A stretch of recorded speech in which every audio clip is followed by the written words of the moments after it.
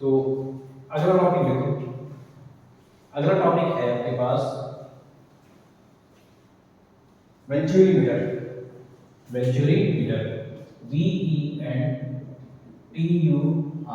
Venturi, METER, venturi meter.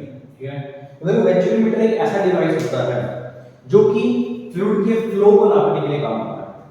Fluid के flow को नापने के लिए काम आता है। ठीक है, जैसे फॉर एग्जांपल जैसे देखो फ्लूइड का फ्लो मतलब कि जैसे एक पाइप है, उसके अंदर से क्या है, फ्लूइड फ्लो कर रहा है। अगर फ्लूइड फ्लो अगर कर रहा है, ठीक है ना, तो सीधी सी बात है उसका एक काफी वैसे डिस्चार्ज भी होगा। डिस्चार्ज मतलब कितना इनलेट हुआ है, कितना आउटलेट हुआ, आपको सब कुछ नापना पड़ेगा। ठीक है ना, तो अगर आपको वो नापना है, ठीक है, तो हमने सबसे अच्छा एक डिवाइस बनाया, वो है आपके पास वेंचुरी मीटर।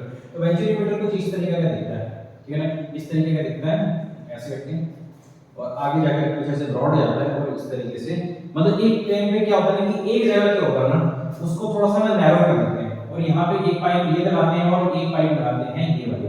ठीक है, तो इस पाइप को थोड़ा सा ऊपर रहता है। अब ये बोलते हैं सर ये पाइप है, सर पाइप नहीं है, ये कैपिलरी है। क्या है आपके पास? कैपिलरी ट्यूब्स हैं। ठीक है ना, ये कैपिलरी ट्यूब्स हैं। ठीक है, ये कैपिलरी ट्यूब ये होगी, और ये कैपिलरी ट्यूब क्या होगी, ये वाली होगी। ठीक है ना, ओके, चलिए अब देखो, अब बात ऐसी है कि ये जो कैपिलरी ट्यूब है, यहाँ से आपके पास क्या है, वाटर फ्लो करेगा। ठीक है ना, यहाँ से आपके पास क्या करेगा, वाटर आपके पास क्या करेगा, फ्लो करेगा। ठीक है, ठीक है, मान लो कि जो ये, अब देखो यहाँ पर वाटर अगर फ्लो करेगा, ठीक है, तो ये है क्या है आपके पास एरिया A1, ये आपके पास है एरिया A2, ये एरिया A1, ये है एरिया आपके पास A2। ठीक है, तो यहाँ से जब फ्लो करेगा तो कुछ ना कुछ तो कैपिलरी राइज करेगा करेगा करेगा नहीं करेगा।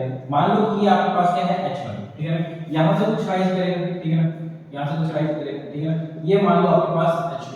ठीक है ना, अब देखो एरिया कम तो वेलोसिटी क्या होगी, ज्यादा। अगर वेलोसिटी ज्यादा तो प्रेशर क्या होगा, कम।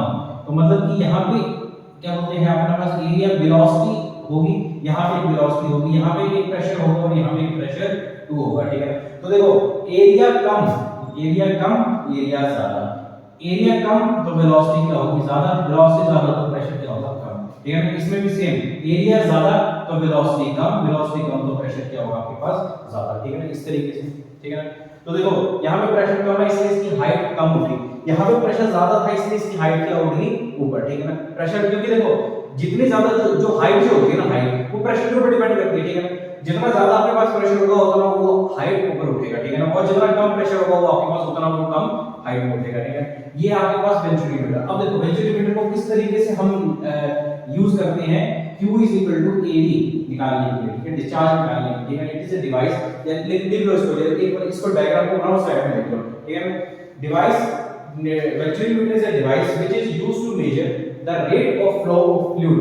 ठीक है, the rate of flow of fluid, और रेट ऑफ फ्लो क्या होता है, एरिया इनटू वेलोसिटी। आपको ये आपके पास निकालनी है। ठीक है, तो आपको ये निकालनी है, तो आप एक काम करो, बर्नौलीज इक्वेशन लगाओ।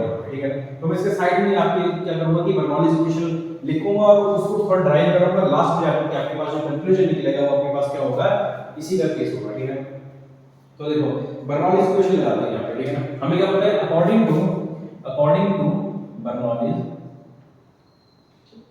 Equation, P1 plus rho half rho V1 का whole square plus rho GH1 is equal to P2 plus half rho V2 का होल स्क्वायर प्लस रो GH2। ठीक है ना, अगर हम एक सेम हाइट अगर ले रहे हैं, तो H1 और H2 तो आपस में कैंसिल हो जाएंगे। ठीक है ना, हो जाएगी कि हो जाएगी, वो क्यों है कैंसिल होगी, क्योंकि सेम हाइट है ना। अगर सेम हाइट है तो H1 और H2 आपस डेफिनेटली कैंसिल होंगे। ठीक है ना, अगर ये कैंसिल हो गई। ठीक है ना, अब उसके बाद अब मुझे बताओ कि हमें प्रेशर ज्यादा किसका है, इस वाले का प्रेशर ज्यादा है, तो एक काम करो P1 P2 करो, तो P1 P2, बाकी उसका भी उस तरफ भेज दो, हाफ रो V2 का whole square minus half rho V1 का होल स्क्वायर। ठीक है ना, इतना लिख दिया हमने। ठीक है ना, अब P1 P2 is equal to half rho V2 का होल स्क्वायर माइनस V1 का होल स्क्वायर। ठीक है ना, अब प्रेशर को हम क्या लिख सकते हैं, pressure is equal to force into area होता है। प्रेशर इज इक्वल टू, देखो pressure is equal to force upon area होता है कि होता है। ठीक है, तो यहाँ पे फोर्स अपॉन एरिया है, देखो एक काम करते हैं, फोर्स अपॉन एरिया में लिखना है इसको आप दूसरे टर्म्स में लिखो ना, pressure is equal to rho GH होता है होता है कि नहीं होता है, ठीक है। इसको मैं यहां से मिटा रहा हूं, ठीक है, इसको मैं यहां से मिटा रहा हूं, ठीक है, इसको यहां से मिटा रहा हूं। तो प्रेशर देखो P1 का जो प्रेशर होगा तो rho g H1 minus rho g H2 is equal to 1/2 rho V2 का होल स्क्वायर माइनस V1 का होल स्क्वायर, ठीक है ना। यहां से मैंने रो और जी बाहर निकाल दिया, H1 minus H2 is equal to 1/2 rho V2 का होल स्क्वायर माइनस V1 का होल स्क्वायर। मैंने रो से रो कैंसिल कर दिया, मेरे पास अंदर क्या बच गया, जी H1 minus H2 is equal to 1/2 V2 का होल स्क्वायर माइनस V1 का होल स्क्वायर, ठीक है ना। अब देखो H1 minus H2, H1 minus H2 में से अगर मैंने ये माइनस कर दिया तो मेरे पास क्या बचेगा, जी H, ठीक है ना, क्योंकि ये ऐसे ऐसे मान लो ना, H1 minus H2 is equal to H, ये हमने स्टैंडर्ड ले लिया, ठीक है ना। यहाँ पे पास यहाँ पे एक, क्योंकि ये एक H1 माइनस H2 आएगा तो आपके पास ये आएगा, ठीक है। अब इसके बाद आगे हमारे पास मैंने 2 को ऊपर भेज दिया, मेरे पास बचेगा V2 का होल स्क्वायर माइनस V1 का होल स्क्वायर, ठीक है ना। इतना बच गया मेरे पास, ठीक है। कोई चीज हमारी मिसिंग तो नहीं हो रही है, क्योंकि H हॉरिजॉन्टल हाइट दी थी H हमारे पास, ठीक है। तो अब आपके पास जो वेलोसिटी जो 2 की आएगी हमारे पास वेलोसिटी, ठीक है ना। तो देखो ये क्वेश्चन बन गई पहली, ये क्वेश्चन बन गई अपने पास पहले, ठीक है ना। अब मैं इसको मिटा देता हूं, ठीक है, इसको मैं मिटाने लगा हूं, इसको मैं मिटाने लगा हूं, ठीक है ना। होप सभी ने बना ही लिया होगा इसको, ठीक है ना। तो ये देखो कि आपके पास हमें मतलब from continuity equation a1 b1 is equal to a2 b2 होता है, ठीक है। तो एक तरीके से देखा जाए a1 upon a2 is equal to b2 upon b1 होता है, ये कंडीशन बनी, ठीक है। अब देखो इस वाली इक्वेशन को हम इसमें पुट करेंगे, इस वाली इक्वेशन को हम इसमें पुट करेंगे, जब इसमें पुट करेंगे तो हमारे पास क्या आएगा, 2gh is equal to v2 का स्क्वायर बाहर निकाल दो, अंदर क्या बच गया, 1 अपॉन v1 अपॉन v2 का होल स्क्वायर, ये बच गया हमारे पास 2gh is equal to v2 का whole square 1 minus v1 upon v2 का क्या बनेगा, a2 अपॉन a1 का होल स्क्वायर। इतना हो गया हमारे पास 2gh is equal to v2 का होल स्क्वायर a1 का होल स्क्वायर माइनस a2 का होल स्क्वायर अपॉन a1 का होल स्क्वायर, ये आ गया, ठीक है ना। तो अब हमें क्या वेलोसिटी निकालनी है, वेलोसिटी निकालने के लिए बनेगा 2gh मल्टीप्लाई बाय a1 का होल स्क्वायर अपॉन a1 का होल स्क्वायर माइनस a2 का होल स्क्वायर, ठीक है ना, इज इक्वल टू v2 का होल स्क्वायर। इतना आ गया हमारे पास, आ गया हमारे पास इतना। तो हम इसको क्या लिख सकते हैं, हम इसको लिख सकते हैं v2 is equal to under root of 2gh a1 का होल स्क्वायर अपॉन a1 का होल स्क्वायर माइनस a2 का होल स्क्वायर। ये लिख दिया मैंने, लिख दिया, इतना आ गया मेरे पास। इस ऊपर वाले को हटा दो, मैं लिखते जाओ ना साथ साथ में, ठीक है ना। यहां से आपके पास ये हो गया v2 इज इक्वल टू, यहां पे आपके पास a1 मैंने बाहर निकाल लिया, अंदर क्या बच गया हमारे पास 2gh अपॉन a1 का होल स्क्वायर माइनस a2 का होल स्क्वायर। इतना मेरे पास कंडीशन आ गई, ठीक है। अब देखो v2 है तो इसके सामने आपने a1 लगा दिया, मतलब a2 लगा दिया, तो हमारे पास क्या बनेगा a1 a2 under root of 2gh upon a1 का होल स्क्वायर माइनस a2 का होल स्क्वायर। ये हमारे पास कंडीशन बन गई, ठीक है, ये हमारे पास कंडीशन बन गई, ठीक है, चल गया इतना पता। और सेम अगर आपने इसको a1 b1 के लिए लिखना है तो आप कैसे लिख सकते हैं, a1 a2 under root of 2gh a2 का होल स्क्वायर माइनस a1 का होल स्क्वायर, ये इसकी कंडीशन बन गई। तो एक तरीके से देखा जाए तो ये आपके पास क्या है, रेट ऑफ फ्लो ही तो है, ये और ये आपके पास क्या है, रेट ऑफ फ्लो, और रेट ऑफ फ्लो किसके बराबर होता है, q is equal to a, ठीक है, ये आपके पास रेट ऑफ फ्लो आ गया, ठीक है। तो एक क्वेश्चन है आपके पास, एक क्वेश्चन है आपके पास,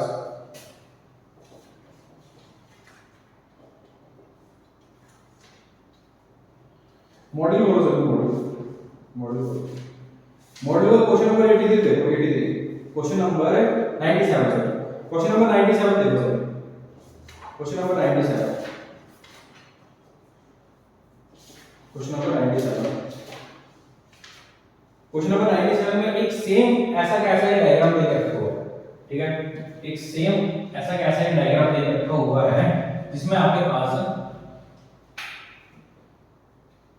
पास एक इस तरीके से ये दी हुई है पाइप दे रखी है और इसका हमने क्रॉस सेक्शन कम कर दिया और इसके ऊपर ये आपके पास ट्यूब लगाई है, ठीक है ना। तो यहाँ से वेलोसिटी मतलब कि फ्लो हो रही है, ठीक है। तो आपके पास क्या है कि यहाँ पे फ्लो हो रहा है, पानी फ्लो हो रहा है। तो अगर पानी अगर फ्लो हो रहा है, ठीक है, तो हमें क्या चीज पता है, हमें एक चीज पता है कि इसके ऊपर वाटर उठेगा, ठीक है। एरिया कम तो वेलोसिटी क्या होगी, ज्यादा। अगर वेलोसिटी ज्यादा तो प्रेशर कम, ठीक है। तो प्रेशर कम जो होगा, अगर प्रेशर कम, अगर देखो यहाँ पे क्या है कि एरिया कम तो वेलोसिटी ज्यादा तो प्रेशर क्या होगा, कम। तो अगर प्रेशर अगर कम हुआ तो ये तो कम उठना चाहिए, ठीक है। तो यहाँ पे आपके पास चलो ठीक है, इतना नहीं लिखते हैं। ये आपके पास ये कितना है और ये आपके पास कितना है, ठीक है। एरिया कम वेलोसिटी ज्यादा।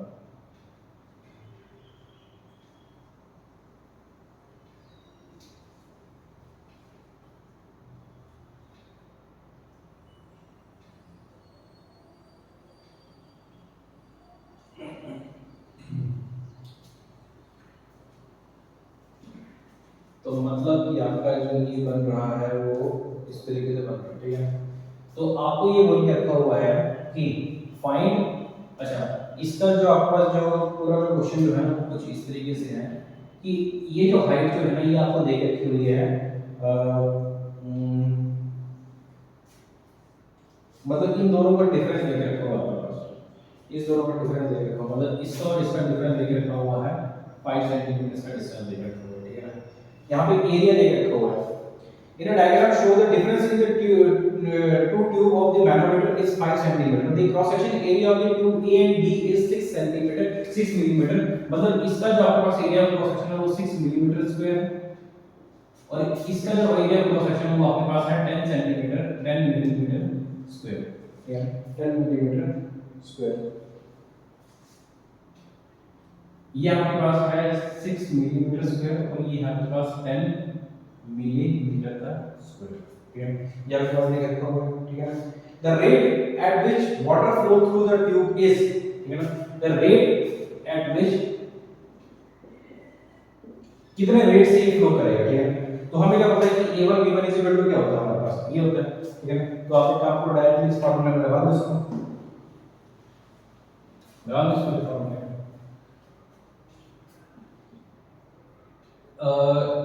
a1 b1 is equal to a1 a2 under root of 2gh upon a1 का स्क्वायर। अच्छा a1 का स्क्वायर एरिया a1 का होल स्क्वायर। अच्छा ये है आपके पास मिलीमीटर में दे रखा हुआ है, तो आपको क्या करना पड़ेगा, इसको चेंज करना पड़ेगा।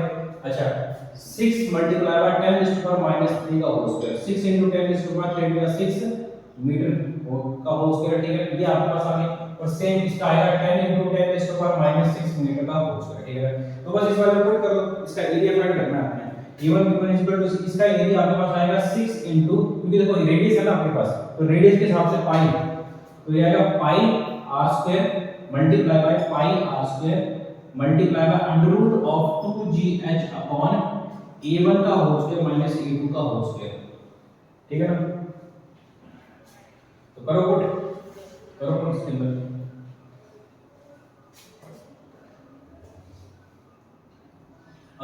एरिया दे रखो तो पाई को लगाया आपने, ऑलरेडी एरिया दे रखो, तो आपने ये a1 है ना, तो ये आएगा 6 * 10 to the power 6 multiply by 10 * 10 to the power -6। अरे रेडियस दे रखो तो तब होता ही है, ठीक है ना, ये होगा। अच्छा तो इसके बाद ये बनेगा यहाँ पर, ठीक है ना। ये थोड़ा लाइट हो गया, मैं दूसरा पेन यूज करता हूँ।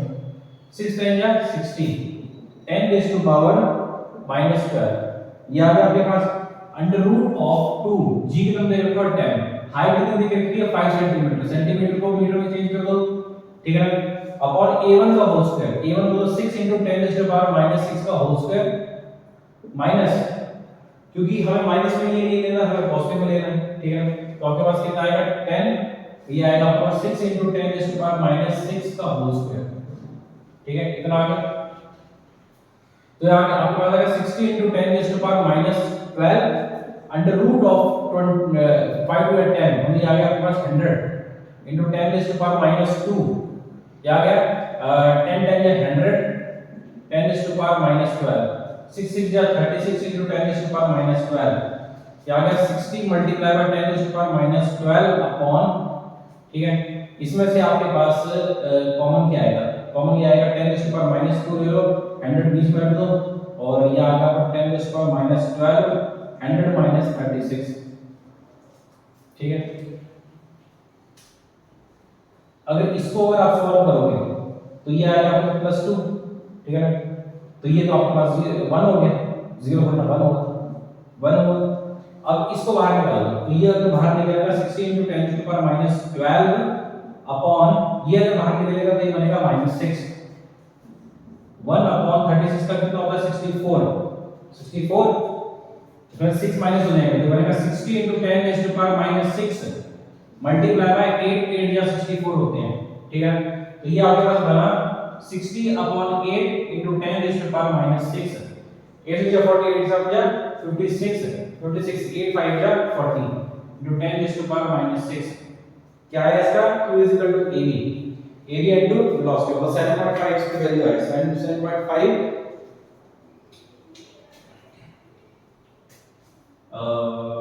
सेंटीमीटर मीटर पर second q is equal to area into velocity ये आपके पास आंसर है इसका, ठीक है। चलिए तो ये क्वेश्चन था आपके पास, थोड़ा सा कॉम्प्लिकेटेड क्वेश्चन है पर ठीक है इजी है, कोई इतना खतरनाक नहीं है, ठीक है ना, और भी आपको क्वेश्चंस आएंगे आप आगे और बहुत अच्छे अच्छे क्वेश्चन आएंगे। अगला टॉपिक है, अगला टॉपिक आपके पास विस्कोसिटी, क्या आपके पास विस्कोसिटी इसका अगला टॉपिक।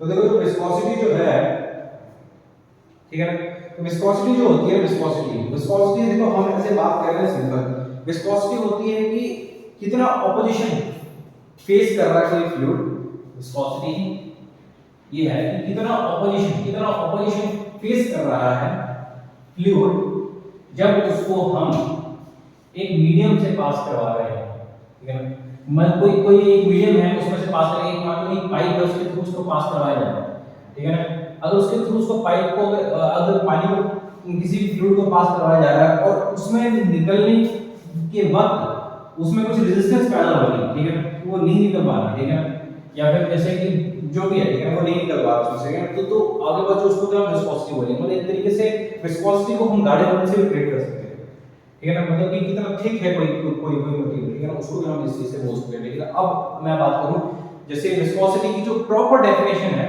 ठीक है ना, वो आप लिखो विस्कोसिटी द प्रेशर नहीं the property of a fluid the property of the fluid by virtue of which the property of the fluid by virtue of which it opposes the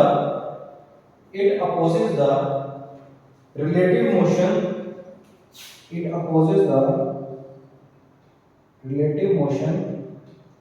between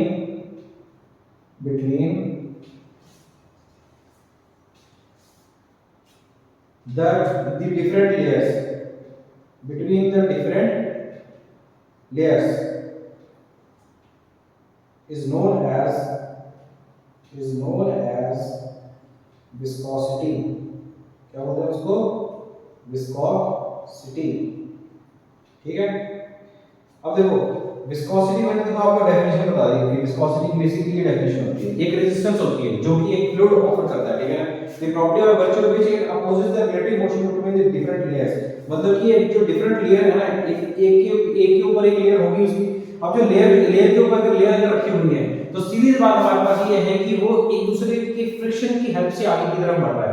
अगर एक layer दूसरे layer के ऊपर कोई friction अगर लगाए और उसको अपोजिशन करने की कोशिश करे उस प्रॉपर्टी को हम क्या बोलते हैं विस्कोसिटी, ठीक है ना। जैसे फॉर एग्जांपल देखो एक पाइप है, इस पाइप के थ्रू फ्लूइड फ्लो हो रहा है, तो जब फ्लूइड फ्लो हो रहा है तो यहां पर हमारे पास क्या है बाउंड्री है, ये जो बाउंड्री जो है ना ये बाउंड्री क्या करेगी उसको अपोज करने की कोशिश करेगी, इसको उसके फ्लूइड के मोशन को अपोज करने की कोशिश करेगी, तो फ्लूइड के मोशन को अगर अपोज करने की कोशिश करेगी तो डेफिनेटली इस बात में कुछ इस तरह का स्ट्रक्चर बनाएगा।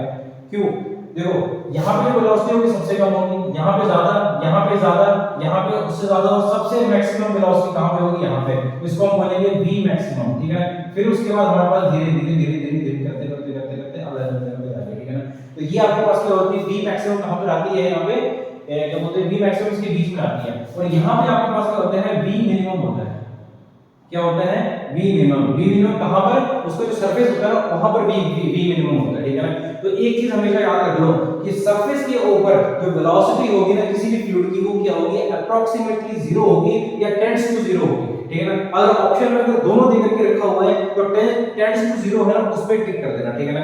या तो अगर वैसे तो दोनों ऑप्शन में गिवन नहीं होंगे, अगर गिवन होंगे तो वैसे तो ग्रेस मिल जाएगा उस क्वेश्चन में, अगर नहीं मिलेगा तो टेंड्स टू 0 करने की कोशिश करना, ठीक है ना, क्योंकि उसमें वो टेंड्स टू 0 होता है और किसी किसी बुक्स में वो 0 भी बोला जाता है, ठीक है ना, क्योंकि यहां पर उसकी वेलोसिटी 0 होगी। इतना चल गया आपका। तो विस्कोसिटी की डेफिनेशन हमने ये देखी, ठीक है ना।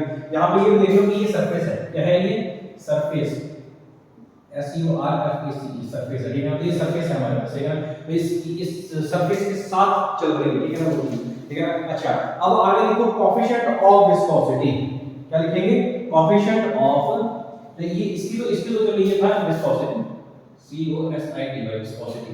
अब आप देखो coefficient of viscosity, coefficient of viscosity, COFFICENT, coefficient of viscosity. इसकी डेफिनेशन लिख लो, flow of fluid over a horizontal, flow of fluid over horizontal surface, flow of fluid over horizontal surface, flow of fluid over horizontal surface with respect to the time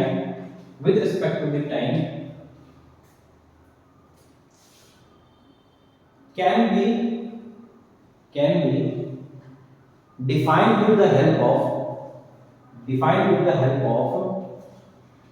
coefficient of viscosity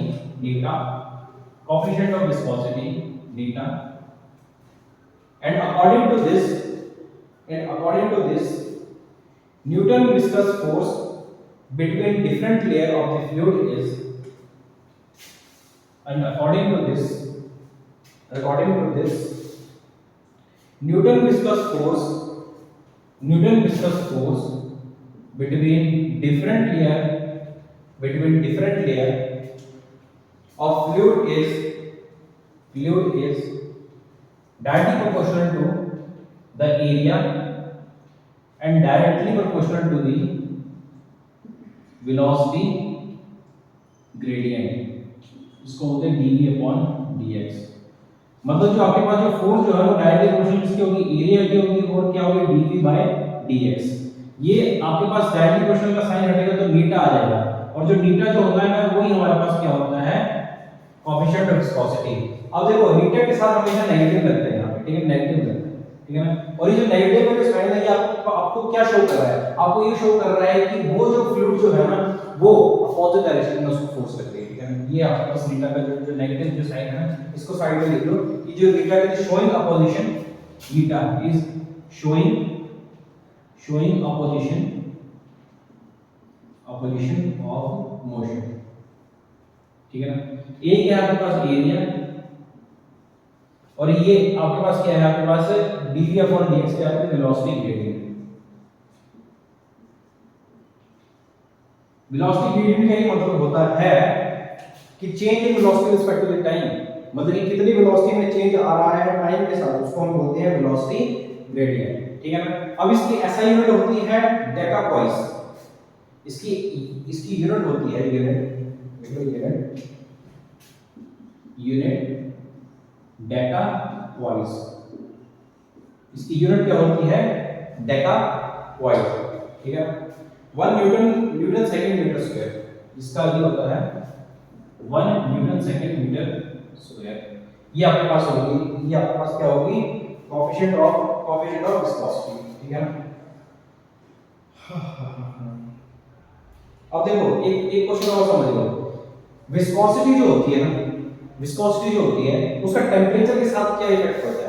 liquid के लिए जो coefficient of viscosity होती है ना वो √2 के साथ very करती है, ठीक है। For liquid coefficient of viscosity is inversely proportional to the temperature, ठीक है। मतलब टेम्परेचर जितना इंक्रीज करेगा जो कोएफिशिएंट ऑफ विस्कोसिटी उसके साथ डिक्रीज करेगी, ठीक है। टेम्परेचर इंक्रीज किया तो विस्कोसिटी क्या होगी, डिक्रीज करेगी, ठीक है।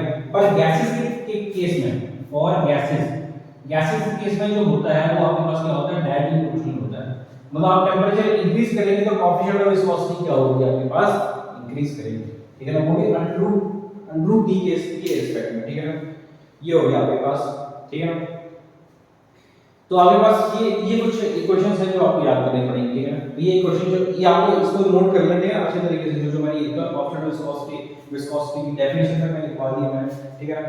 अब इसके बाद जो अगला जो टॉपिक जो है, जो अगला जो टॉपिक है वो आप ये लिखो, पोस्टुलेस इक्वेशन। पोस्टुलेस इक्वेशन देखो, पोस्टुलेस इक्वेशन POS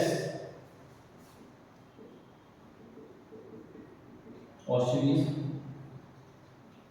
इक्वेशन, पोस्टुलेस इक्वेशन।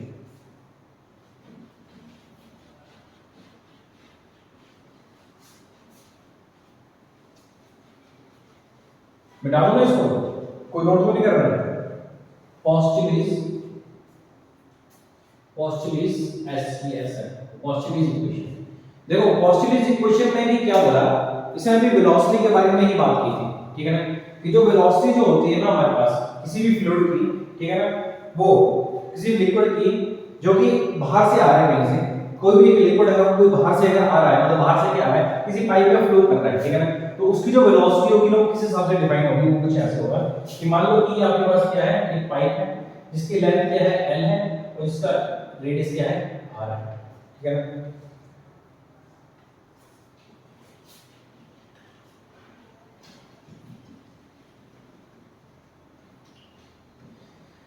एक फ्लूइड है, इस पाइप में फ्लो कर रहा है, velocity of fluid flowing through pipe V is equal to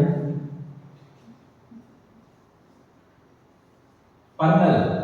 इस तरीके से याद रखो इसको, पर्नल, बोले सर वही का पर्नल, ठीक है ना। वेलोसिटी इज इक्वल टू पर्नल, ठीक है ना। इज इक्वल टू ये है आपके पास है directly proportional, velocity is directly proportional to the पर्नल। जहां पे आपके पास क्या है P, ये है पोस्टुलेस कांस्टेंट, ठीक है ना। R आपके पास क्या है, आपके पास रेडियस, इसका रेडियस, N की आपके पास कोएफिशिएंट ऑफ विस्कोसिटी और L की आपके पास लेंथ। ये विस्कोस इसका डायरेक्टली प्रोपोर्शनल का साइन हटेगा तो आपके पास क्या जुड़ेगा, K P पर्नल का पर्नल, इस तरीके से याद कर लो, ठीक है।